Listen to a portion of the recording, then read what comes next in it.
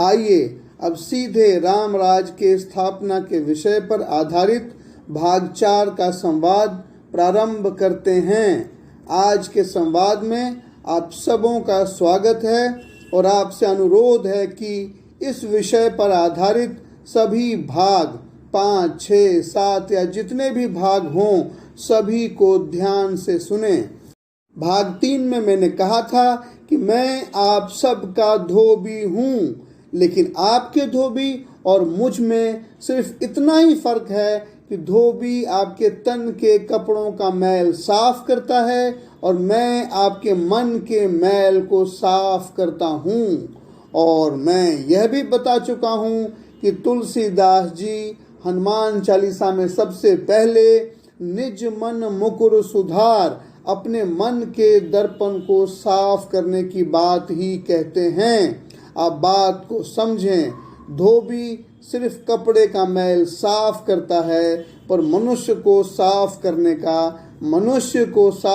का 3 स्तर है। पहला मन, दूसरा तन, तीसरा धन। मन, तन, धन ये तीनों साफ हो गया तो आप समझ लें आपके लिए धरती ही स्वर्ग बन गई। पर परेशानी यह है कि मन, तन, धन कभी साफ होता नहीं। हम सब रोज रोज हनुमान चालीसा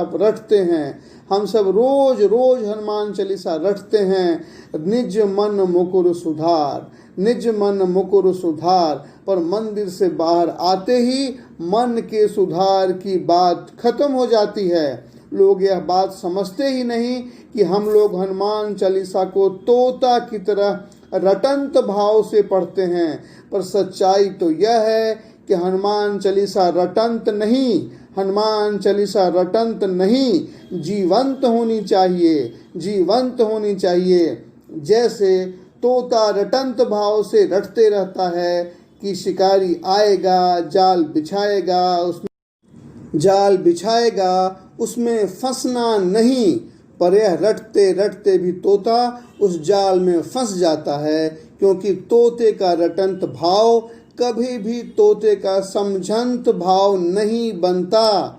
कहने का मतलब यह है कि तोता अपनी रटी हुई बातों को खुद ही समझ नहीं पाता, इसीलिए जाल में फंस जाता है। उसी तरह हम सबका हनुमान चालीसा भी मात्र रटंत है। इसे समझने और इसे अपने जीवन में उतार कर इससे अपने जीवन को सुधारने का भाव हम सब में कभी भी आता ही नहीं। इसीलिए सबसे पहले मन को सुधारने की बात ही तुलसीदास जी कहते हैं। मन सुधर जाएगा तो तन भी सुधर जाएगा। मन ही तन का स्विच है। जैसे पंखा बिजली के स्विच से चलता है या रुकता है, उसी तरह तन भी मन के स्विच से ही चलता है या रुकता है। इसलिए जब भी आपका मन सुधर जाएगा, उसी समय से आपके तन में सुधार का भी प्रारंभ हो जाएगा। अब रही धन की बात, तो जब मन और तन सुधर गया तब धन को तो सुधरना ही है। धन सुधरना मतलब ब्लैक मनी को व्हाइट मनी करना नहीं है। धन सुधरना मतलब ब्लैक मनी को व्हाइट मनी करना नहीं है। यह तो सरकारी धोखा है। ब्लैक मनी व्हाइट कभी होता ही नहीं। सच्चाई में तो वह ब्लैक ही रहता है, जिसे हम सब काला धन कहते हैं। पर सरकार उस काले धन को सफेद मान लेती है, जिससे समाज और भी बर्बाद हो जाता है। कड़वा सच तो यही है कि आज के समय की राजनीति पूरी तरह से ब्लैक मनी या काला धन पर टिकी है। और जब तक राजनीति काला धन के जड़ पर प्रहार नहीं होगा, और जब तक राजनीतिक काला धन के जड़ पर प्रहार नहीं होगा, तब तक भारत से भ्रष्टाचार समाप्त हो ही नहीं सकता। भारत के लोकतंत्र में अब प्रधानमंत्री या मुख्यमंत्री सरकारी काम नहीं, बल्कि दुकानदारी का काम करते हैं, और यह दुकानदारी भी काला धन को सफेद धन बनाने का एक जरिया है। आप खुद सोचें कि देश के सारे अमीर, कि भारत के सारे अमीर क्यों सिर्फ उन्हीं पार्टियों को चंदा देते हैं जिनका सत्ता पर या कुर्सी पर कब्जा रहता है। इसका उत्तर आप सब जानते हैं भाई। जो पार्टी का कुर्सी पर कब्जा रहेगा, भाई जिस पार्टी का सत्ता पर कब्जा रहेगा, उसी पार्टी से अमीरों को फायदा मिलना है। तो चंदा भी दूसरी पार्टियों क्यों दें? तो चंदा भी दूसरी पार्टियों को क्यों दें? अमीरों का यही सोच रहता है। पर यह तो देश के साथ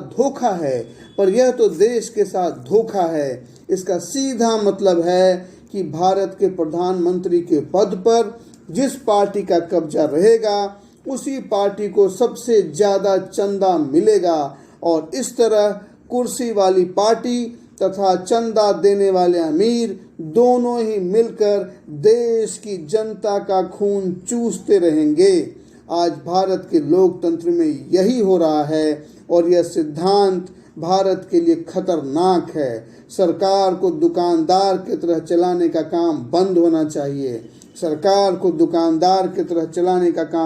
होना चाहिए। अब दूसरे पहलू को समझें। मेरे और आपके बीच की बातचीत मन, तन और धन के सफाई से प्रारंभ हुई थी, पर जैसे आपका, मेरा और हम सबका मन, तन और धन होता है, उसी तरह से राष्ट्र का भी, देश का भी मन, तन और धन होता है। जैसे हमारा मन सुधरने के लिए राम नाम जरूरी है, उसी तरह से राष्ट्र का मन, तन और धन सुधरने के लिए राम काम जरूरी है। हनुमान जी कहते हैं, राम काज किन्हे बिनु मोहि कहाँ विश्राम। पर आज भारत में कितने भक्त हैं जो इस मूल मंत्र को समझते हैं? जरा सोचें, आज कितने भक्त हैं जो हनुमान जी की तरह राम काज किन्हे बिनु मोहि कहाँ विश्राम, इस संकल्प को अपने जीवन का लक्ष्य बनाकर सदा राम काज में लगे हुए हों। आज कितने भक्त हैं जो राम काज का क्या मतलब है, इस बात को हृदय से समझते और उसे अपने कर्म में उतारते भी हैं। हम सबको यह मालूम होना चाहिए कि राम काज ही राम कार्य है। हम सबको यह मालूम होना चाहिए कि राम काज ही राम कार्य है, और राम कार्य ही राष्ट्र कार्य है, और राम कार्य ही राष्ट्र कार्य है। राम जी के जीवन में एक पल भी ऐसा नहीं था कि वो अयोध्या के हित में कार्य न कर रहे हों। राम जी अयोध्या के किले में हों, राम जी अयोध्या के किले में हों, या चित्रकूट की कुटिया में, हर वक्त, हर पल राम जी के लिए अयोध्या का हित ही सबसे महत्वपूर्ण था। रघुकुल रीति सदा चली आई, प्राण जाए पर वचन न जाई। इस रीति की वजह से राम जी वनवास गए, पर उनके नजरों में अयोध्या का हित ही सबसे ऊपर था। जंगल में राम जी ने प्रण किया, निश्चरहीन करऊं मही, भुज उठाए प्रण किन्न, सकल मुनिन के आश्रम ही, जाय जाय सुख दिन। इसका मतलब होता है, राम जी ने भुजा उठाकर प्रण किया कि मैं पृथ्वी को राक्षसों से रहित कर दूंगा। फिर समस्त मुनियों के आश्रम में जाकर उनको अपने दर्शन का सुख दिया। लेकिन लंका के राम रावण युद्ध में जैसे ही रावण का वध हुआ, उसके तुरंत बाद बिना एक पल भी गंवाए राम जी तुरंत ही अयोध्या लौटने के लिए तैयार हैं। रावण के वध के बाद लक्ष्मण जी राम जी से कहते हैं कि कुछ दिन लंका में रहें, क्योंकि लंका बहुत ही सुंदर और रमणीय स्थान है। पर राम जी कहते हैं, जननी जन्मभूमिश्च स्वर्गादिपि गरीयसी, जननी जन्मभूमिश्च स्वर्गादिपि गरीयसी। हे लक्ष्मण, यह लंका तो गोल्ड की बनी हुई है, यह लंका तो सोने की बनी हुई है, सुंदर है और रमणीय है, पर यह मुझे प्रिय नहीं, पर यह मुझे प्रिय नहीं। मुझे तो माता पिता और मातृभूमि स्वर्ग से भी अधिक प्रिय है। मुझे तो माता पिता और मातृभूमि स्वर्ग से भी अधिक प्रिय है। मुझे लगता है राम जी की इन बातों से हम सबको यह बिल्कुल स्पष्ट हो गया होगा कि राम जी के जीवन का हर पल, राम जी के जीवन की हर कुर्बानी सिर्फ और सिर्फ अयोध्या और अयोध्या वासियों के हित के लिए ही समर्पित था।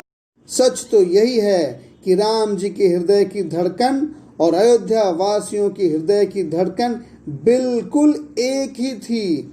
पर आज के समय को देखिए, आज हम सब अपने आप को राम जी और हनुमान जी का भक्त मानने में गर्व का अनुभव करते हैं। पर आप ही बताएं, क्या हम सब भी राम जी की तरह ही राष्ट्र कार्य के लिए समर्पित हैं? क्या हम सब भी राम जी की तरह ही राष्ट्र कार्य के लिए उतना ही समर्पित हैं? क्या हम सब गंभीरता से यह भी समझते हैं कि ऐसे कौन से वो कारण हैं जिसके वजह से हमारा प्रिय देश भारत पिछले 1000 या 1200 सालों से लगातार एक असफल राष्ट्र रहा है? या वे कौन से ऐसे कारण हैं जिसकी वजह से भारत करीब 1200 साल पहले एक सफल राष्ट्र था? भारत को विश्व गुरु माना जाता था। लोग भारत को सोने की चिड़िया भी कहते थे। 1000 साल पहले हम सफल थे, 1000 साल पहले हम सफल थे, और अब पिछले 1000 साल में हम असफल क्यों हुए? और अब पिछले 1000 साल में हम असफल क्यों हुए? हम सबको अपनी सफलता और असफलता दोनों ही नज़रिए से हर बिंदु को समझना चाहिए।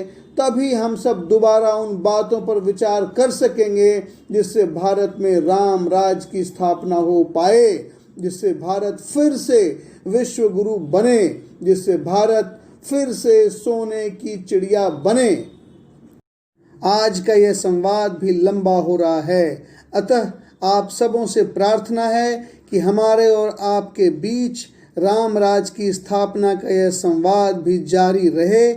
इसलिए इसी विषय पर आधारित भाग 3, भाग 4, भाग 5 या अन्य जितने भी भाग इस विषय पर आएं, उसे जरूर सुने। आज आप सबों से इतना ही बात करके अब मैं अपने शांति संवाद को यहीं पे विराम देता हूँ। भाई पुरुषोत्तम का आप सभी स्नेहीजनों को स्नेह वंदन और हृदय से आलिंगन।